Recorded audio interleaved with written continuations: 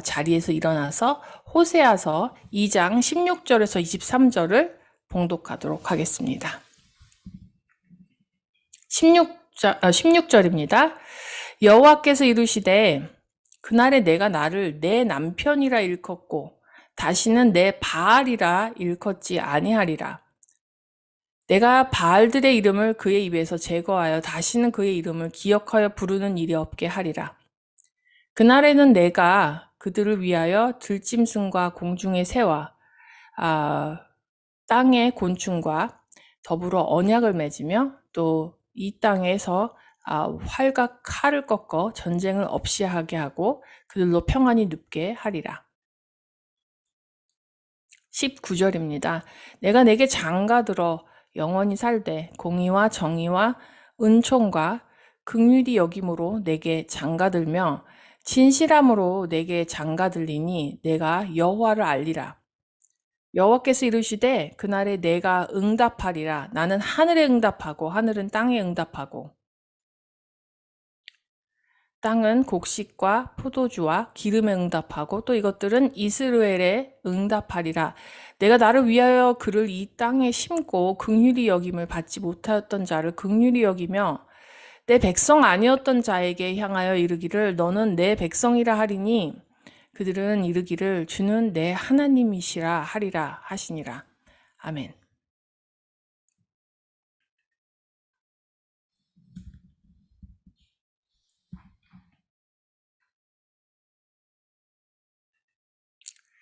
오늘은 세상의 회복이라는 제목을 가지고 호세아서 2장 계속해서 말씀을 전하도록 하겠습니다. 저번 주에 2장 20절까지 말씀을 전해드렸어요. 하나님이 이스라엘을 광야로 이끌어내셔서 거기서 장가드신다는 내용을 설명을 드렸습니다. 한국말로 장가들리니 라고 표현이 되었기 때문에 그냥 우리식으로 생각해서 하나님과 이스라엘이 결혼을 하는 것쯤으로 이해를 하기 쉽습니다. 사실은 이 표현은 히브리 풍습의 정혼을 의미한다고 말씀드렸죠. 정혼은 우리 문화에서의 약혼의 개념보다도 훨씬 더 법적으로 강력한 의미와 관계라고 말씀드렸습니다. 유대 사회에서 정혼의 풍습은 예수 그리스도께서 이 세상에 초림하셔서 이 세상과 새 언약 관계를 맺으신 모습을 아주 잘 표현해내고 있습니다. 그리고 예수님께서도 자주 이 정혼 관계에 빗대어서 예수님의 재림을 구체적으로 설명해 주신 비유들을 우리가 참 많이 살펴볼 수 있습니다. 그러니까 예수님의 초림과 재림의 중간을 살고 있는 우리 그리스도인들과 교회는 신랑 되신 예수님과 정혼 관계에 있는 것입니다. 아직 결혼이 안 됐죠. 성립이 안 됐습니다. 지금 우리가 살고 있는 때는 정혼의 기간이고 결혼이 완전히 성립이 되기 위해서는 신부인 교회와 성도들이 신랑에게 내 진실한 마음을 가지고 정결함과 거룩함을 지켜야 되는 것이죠.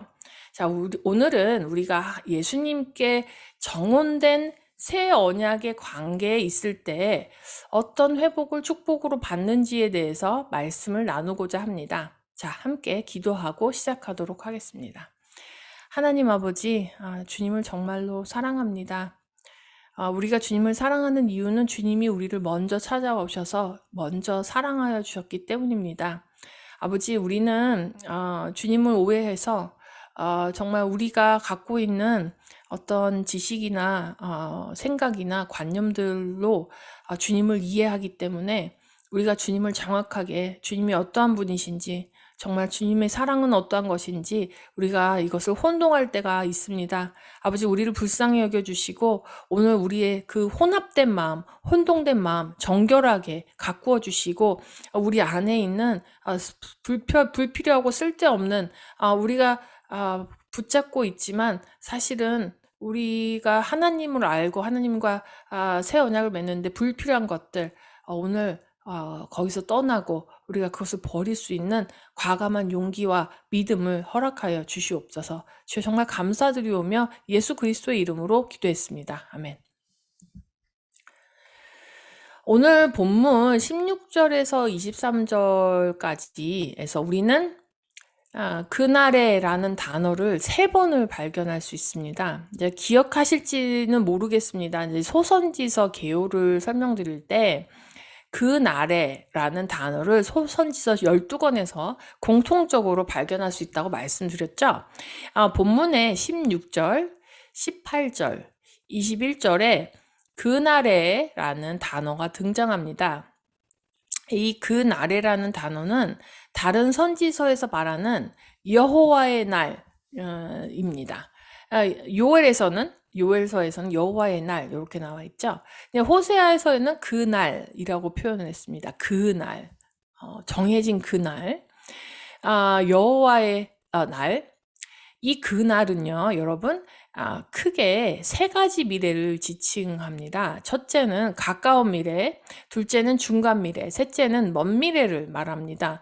여호와의 날이 뜻하는 가까운 미래의 예언은 이 사마리아가 아수르에게 멸망한 것과 예루살렘이 바벨론에 멸망한 것을 말한다고 말씀드렸습니다.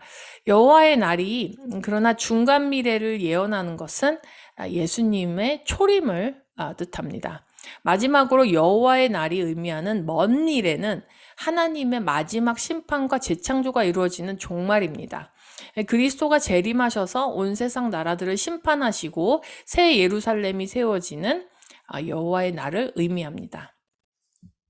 자, 성경은 참 위대한 하나님의 말씀이기 때문에 입체적으로 여러 시대를 통해 성취되기도 하고 미래를 예언하기도 합니다. 이 그날에를 먼 미래의 마지막 심판과 그리스도 재림 때로 생각하는 것이 당연히 옳은 해석이기 합니다. 근데 저는 오늘 중간 미래를 살아가는 우리들에게 한번 적용을 해보고자 합니다. 우리는 예수님과 정원하기 전에 이 세상에 붙잡혀서 이 세상의 문화와 가치관으로 살던 사람들이기 때문에 하나님을 열심히 믿고 신앙생활을 열심히 한다고 노력해도 믿음과 세상의 것을 혼합하기가 일쑤입니다. 우리가 근데 이 사실조차도 모르죠. 우리가 지금 혼합을 하고 있는 건지 내가 순수하게 하나님을 사랑하는 건지 이것도 헷갈리는 것이죠. 이스라엘 민족이 완전히 하나님을 떠나서 바알만 섬기는 것은 아니었습니다. 하나님도 열심히 섬기려고 노력하고 율법대로 하나님께 제사 드리려고 나름 노력을 많이 했습니다. 그런데 이스라엘이 살던 땅에 종교의 영향을 받게 되고 하나님과 바알 종교를 혼합해서 섬기게 된 것이죠. 이스라엘 민족이 바알의 영향을 받아서 하나님을 떠나게 된 것을 성경으로 읽는 우리들에게는 이 바알 숭배가 너무나 분명히 이 잘못된 것이다 이렇게 보이지만 현대 사회를 사는 우리 그리스도인들의 대부분도 이렇게 하나님과 다른 무언가를 혼합해서 신앙생활을 한다는 것입니다. 근데 현재 그리스도인들이 가장 많이 믿음과 혼합하는 것은 뭐 돈, 명예 뭐 그런 것도 있을 수 있지만 제가 생각하는 현대 그리스도인들이 가장 많이 하나님에 대한 신앙과 혼합하는 것은 자신의 능력과 노력이지 않을까 이런 생각을 했습니다. 세상의 그 어떤 종교보다도 우리는 아주 자연스럽게 우리의 능력과 노력으로 성취해내는 것을 아주 당연히 믿음에 혼합을 합니다.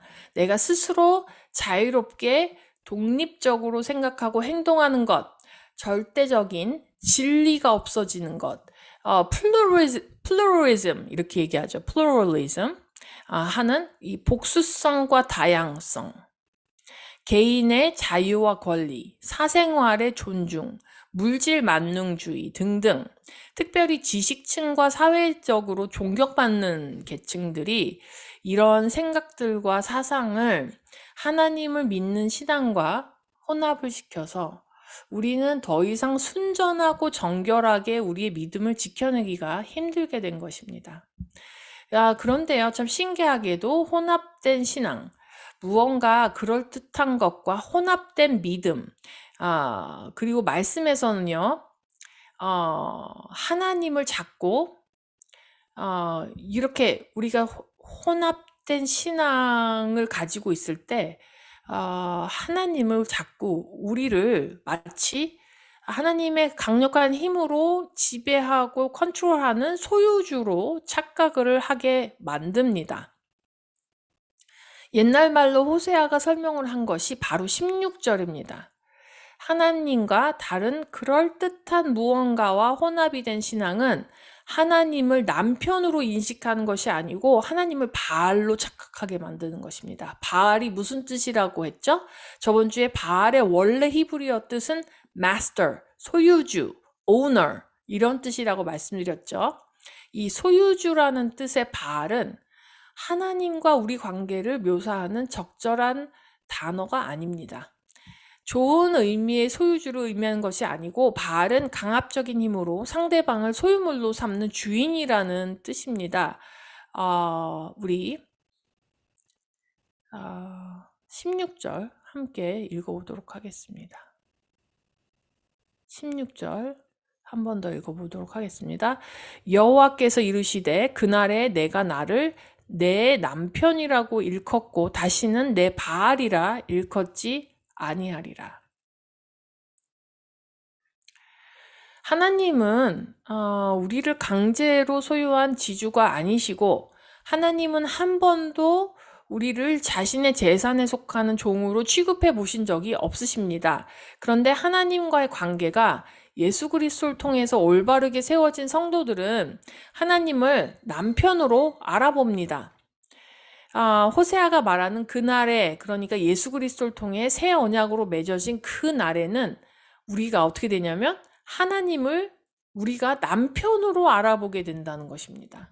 그리고 17절 말씀처럼 나에게 주인 행세하던 혼잡한 사상과 우상들이 내 입에서 제거되고 기억에서 지워지게 되는 것이죠. 이스라엘이 하나님을 남편으로 인식했다면 이스라엘은 가나안 땅을 변화시켰을 것입니다. 이스라엘은 하나님을 바알로 인식했기 때문에 물론 하나님을 바알이시여 뭐 이렇게 부르지는 않았겠죠. 하나님을 야훼 하나님, 여호와 하나님 이렇게 불렀을 것입니다. 그렇지만 그들의 마음과 정신에는 하나님을 바알과 같은 존재로 인식을 하는 거예요. 그렇기 때문에 가나안을 변화시키기는커녕 오히려 가나안에게 영향을 받아서 가나안과 같이 바알을 숭배했습니다. 오늘을 사는 그리스도인들도 하나님과 남편의 관계라면 우리의 세상은 하나님에 의해서 변화가 됩니다. 그러나 우리가 하나님을 바알로 소유주로 인식을 했다면 이 세상을 그리스도인들이 변화시키는 것이 아니고 이 세상의 그리스도인들이 잠식되고 이 세상이 가르치는 사상과 문화에 젖어서 세상의 종으로서 살게 되는 것입니다. 이렇게 우리가 하나님을 어떻게 인식하고 있는가는 우리가 이 세상에 의해서 변화를 받느냐 아니면 우리가 이 세상을 변화를 시키느냐로 판가름이 나게 됩니다. 18절의 그날에는 이 18절에 그날의 요 말이 두 번째로 등장을 합니다.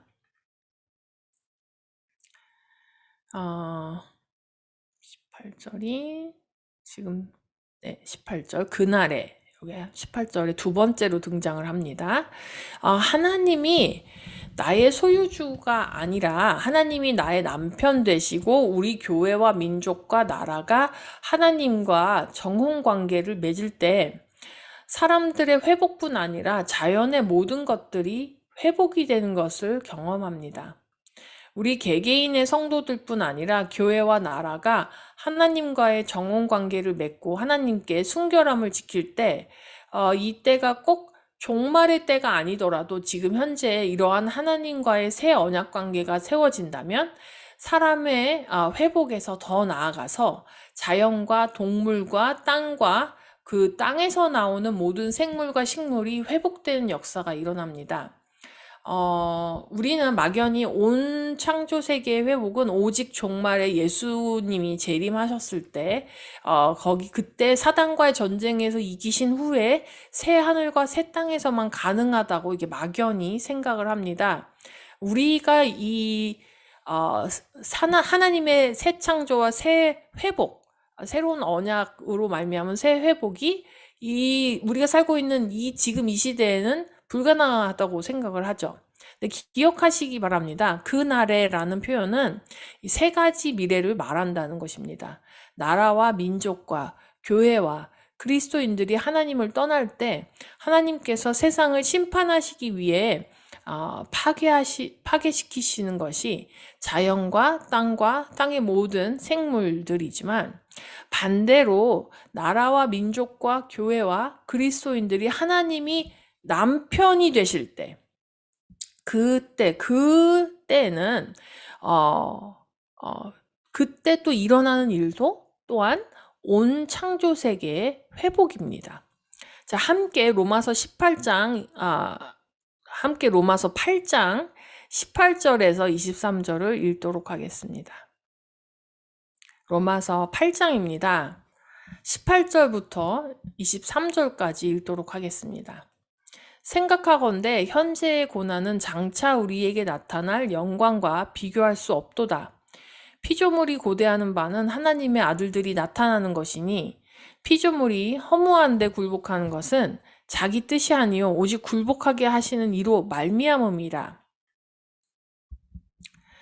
그 바라는 것은 피조물도 썩어짐의 종노릇한 데서 해방되어 하나님의 자녀들의 영광의 자유에 이르는 것이니라. 피조물이 다 이제까지 함께 탄식하며 함께 고통을 겪고 있는 것을 우리가 아느니라. 그뿐 아니라 또한 우리 곧 성령의 처음 익은 열매를 받은 우리까지도 속으로 탄식하여 양자될 것, 곧 우리 몸의 속량을 기다리느니라. 아멘.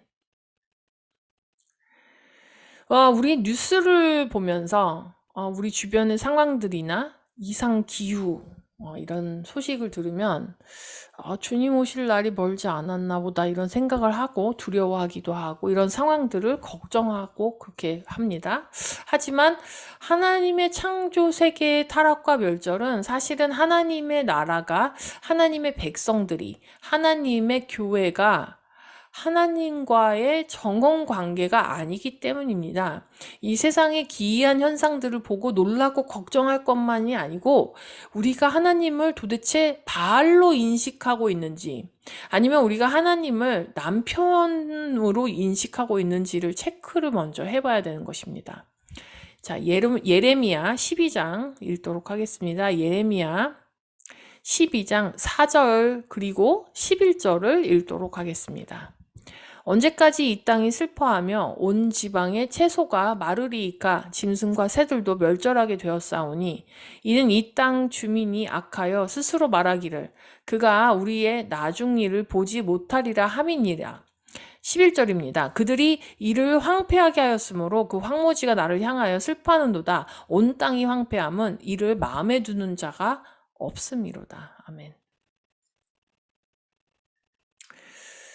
마르는 채소들과 멸절하는 짐승들과 땅이 황폐해지고 자연과 기후가 파괴되는 일들은 결국은 인간이 땅에 무엇을 심어도 가시를 거두게 되고, 수고해서 일을 해도 소득 없이 헛수고를 하게 되고, 황폐한 땅의 소산으로 수치를 당하게 되는 그런 일들을 초래합니다. 우리 그리스도인들과 교회들은 이런 세상의 파괴와 무너짐에 깊이 통탄하고, 하나님과 교회 그리고 하나님과 믿는 자들의 관계가 어떤 관계인지 다시 확인하고 회개하고 다시 세워져야 합니다. 그렇다면 우리는 어떻게 하나님과 정혼의 관계에 있을 수 있습니까? 이스라엘 풍습에서의 정혼에서부터 결혼에 이르기까지 신부는 그 어떤 행동에 의무가 없습니다. 이 어마어마한 액수의 결혼 집창금을 지불하는 것도 신랑의 책임이고, 신부를 데리고 가서 같이 살 곳을 장만하는 것도 신랑의 의무이고, 신부에게 포도주 잔을 주어서 내가 너를 위해서 죽을 각오가 되어 있다 이렇게 맹세를 하는 것도 신랑이 할 일입니다. 신부의 일은요, 정혼자인 예수 그리스도가 하신 약속을 믿고 그리스도가 함께 살 거처를 준비하시는 동안 신랑과 맺은 약속을 믿고, 신랑이 다시 오실 것을 믿고 결혼 잔치에 들어가기 전까지 신랑에 대한 정절과 순결을 지키고 신랑이 자신을 사랑하며 진실하다는 것을 기억하면서 기다리는 것뿐이죠. 그러니까 신부의 입장에서는 신부가 아버지 집을 떠나 신랑과 결혼하는 데 있어서 아무런 노력이나 할 일이 없는 것입니다. 그저 신랑의 은혜와 사랑으로서 이 정혼이 형성이 되는 것입니다. 하나님과 나의 관계가 이 주종 관계, 상하 수직 관계가 아니고 사랑하는 부부의 관계라는 것이 확실할 때 하나님이 신부에게 공의와 정의와 은총과 긍휼과 진실함으로 정표로서 선물을 선사하는데요. 하나님이 신부에게 공의를 선물하면 신부가요, 공의로워지는 것이 아니고 신랑이 신부를 공의롭게 보게 되는 것입니다. 이와 같이 신랑이 신부에게 그 다음으로 정의, 은총, 긍휼, 진실함으로 선물한 것은 신부 자체가 정의와 은총과 긍휼과 진실한 사람으로 변했기 때문에 그런 것이 아니고 신랑이 이제 신부를 보는 시선 자체가 공의롭고 정의롭고 은총과 긍휼이 넘치고 진실한 사람으로 보이기 시작하는 것입니다. 이것이 신랑 대신 예수 그리스도께서 우리에게 주시는 선물입니다. 저도 학생들을 가르치고 있는데 학생들이 똑똑해지고 부지런해지고 예의 바르게 변화해서 선생님이 학생들을 좋은 점수를 주는 것도 종종 케이스가 있습니다만 대부분의 경우에 저의 12년 경험에서 미루어 보면 선생님이 학생을 바라보는 시선이 학생이 똑똑하고 부지런하고 예의 바르고 책임감 있는 사람들로 바라봐질 때 그때 학생의 학업과 태도에 변화가 생기게 되더라는 것을 제가 발견했습니다. 이렇게 새 언약 관계에서 하나님이 남편으로 알아지고 우리가 하나님하고 긴밀하고 다정하게 속속들이 아는 그런 관계가 될 때 하나님의 창조 세계가 바뀌기 시작합니다. 21절에서 23절이 하나님의 창조 세계가 어떻게 바뀌는지 말씀하고 있습니다. 넘겨드릴게요. 슬라이드를.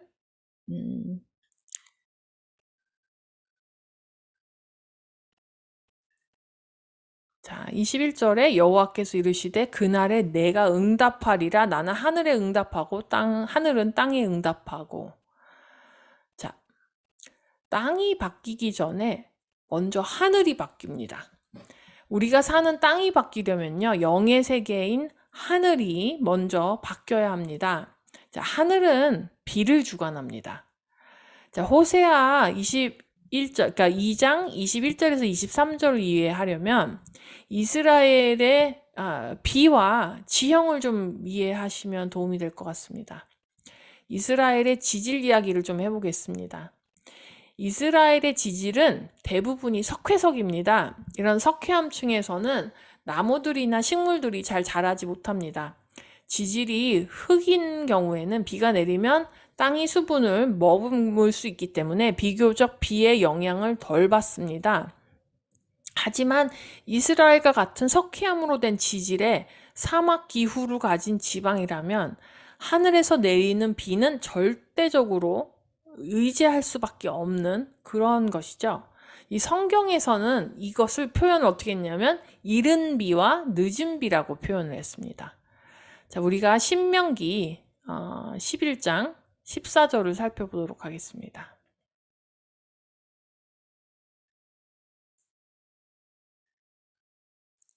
신명기 11장 14절입니다. 여호와께서 너희 땅에 이른 비, 늦은 비를 적당한 때에 내리시리니 너희가 곡식과 포도주와 기름을 얻을 것이요. 아멘. 이스라엘은 건기의 여름 그리고 우기의 겨울이 분명하게 구분되는 특성을 가지고 있습니다. 5월부터 10월 중순까지는 비가 전혀 내리지를 않고 10월부터 5월까지만 비가 내리는데요. 이 우기요. 비가 내리는 요 시기는 세 종류로 구분이 됩니다. 10월 겨울이 시작되는 때 내리는 비는 이른비라고 하고, 겨울 우기가 끝나는 5월에 내리는 늦은 비를 늦은비라고 합니다. 그리고 이른비와 늦은비 중간에 내리는 비를 겨울비 혹은 장마비라고 합니다. 장마비는요, 이 전체 100% 강우량의 70%를 차지함에도 불구하고 이스라엘 농경의 가장 중요한 비는 이 장마비가 아니고 이른비와 늦은비입니다. 비록 강우량은 미미하지만 이른비가 내려야만 여름 동안 메말라 있던 땅이 젖어서 부드러워지고 그래서 파종이 가능하게 되기 때문에 이른비가 굉장히 중요하고, 늦은 비는 겨울 동안 자란 농작물의 마지막 결실을 충실하게 만드는 역할을 하기 때문에 요 3월에서 5월에 내리는 요 비는 늦은 비, 곡식 결실에 절대적으로 필요했습니다. 그래서 이스라엘 사람들은 늦은 비를 축복의 단비라고도 불렀습니다. 물이 절대적으로 부족한 이스라엘에서는 비는 생명의 필수적인 것이었습니다. 그리고 땅이 이 비를 머금을 수 없는 토양이었기 때문에 파종 때와 결실의 때 비가 반드시 내려줘야지만 양식을 생산해낼 수 있는 것입니다. 그러니까 이스라엘 백성들은요, 하늘을 쳐다봐야지만 비를 주시겠다고 약속하신 신명기 11장 14절에서 약속하신 하나님의 그 약속을 의지해야만 먹고 살 수 있었던 것입니다. 신명기 11장 14절에서 말한 적당한 때를 말하는 히브리어 에트는 대답하다 라는 의미를 가지고 있습니다. 자, 대답하다. 적당한 때 대답하다. 오늘 호세아 2장 21절에 이렇게 적혀 있죠. 그날에 내가 응답하리라. 나는 하늘에 응답하고 하늘은 땅에 응답하고 응답하리라. 에트. 그날에 내가 응답하리라. 신명기의 적당한 때가 호세아의 그날에 세 번째 나오는 그날에입니다. 이스라엘 사람들이 하늘을 쳐다보고 하나님이 하늘과 땅에 응답해 주시는 것을 의지해야만 생명을 유지할 수 있었듯이, 우리가 우리의 생명을 유지하고 우리가 먹고 살고 이 세상 사는 모든 것이 먹고 사는 이 세상의 모든 것이 우리가 그날에 우리 신랑 대신 예수 그리스도를 의지해야만, 우리가 하나님을 남편으로 맞아야만 가능해지는 것입니다. 우리의 심령도 이스라엘의 토양과 같아서요, 수분을 우리 스스로 머금을 만한 능력이, 그러니까 비를 의지하지 않고 나 혼자 수분을 머금은 그 수분 가지고 살 수 있는 그런 능력이 우리에게는 전혀 없는 것입니다. 우리는 이른 비와 늦은 비로 내려주시는 하나님의 은혜의 비, 성령의 비를 의지해야만 우리 안에 생명이 자라고 우리가 곡식과 포도주와 기름을 생산해낼 수 있다는 말씀입니다. 그 저수지를 사용해서 농경법을 사용하던 것은 애굽, 그러니까 우리가 성경에서 의미하는 세상의 농경법이었습니다. 그러니까 하늘의 비에 조금 의존을 덜 해도 저수지에 있는 그 물을 가지고 농경사회에서 농사를 지었던 것이 애굽의 농사법입니다. 그러나 이스라엘의 농경법은 내려주시는 이른 비와 늦은 비를 의존해서 농사를 지었던 것이 이스라엘의 농경법입니다. 하늘만 의지해야 되는 거예요. 이른 비와 늦은 비로 내려주신 하나님의 은혜의 비, 하나님의 긍휼, 하나님의 진실하심과 신실하심으로 약속하심을 믿는 그 믿음으로만 우리가 살 수 있는 것입니다.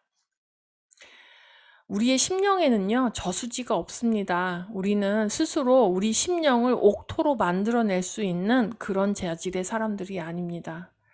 우리 심령은 석회암으로 되어 있어요. 물을 머금을 수 없는.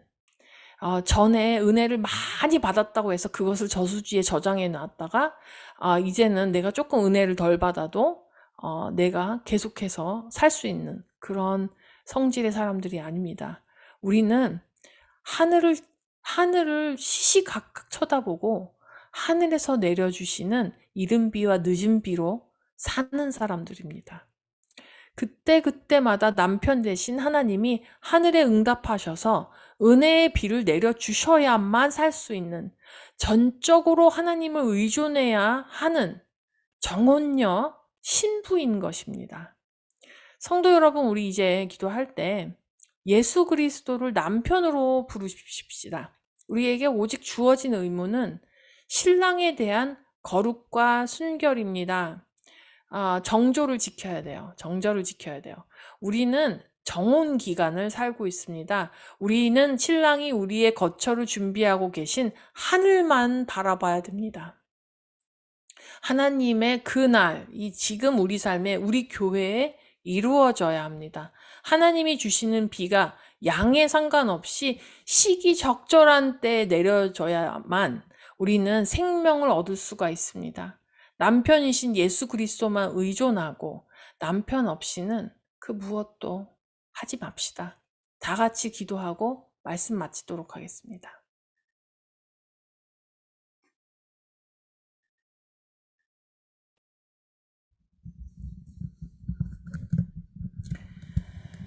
하나님, 우리의 신랑 되신 예수 그리스도를 찬양합니다.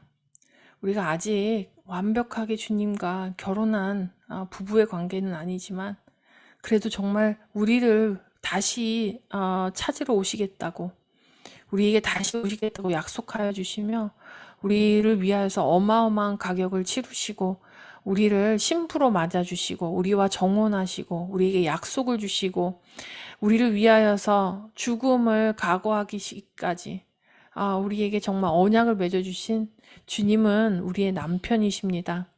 아버지 하나님, 우리가 우리의 노력이나 우리의 의지와 이 신앙을 섞지 않도록 도와주시옵소서. 정말 순전하고 순결하게 주님을 신랑으로 모실 수 있도록 도와주시옵소서.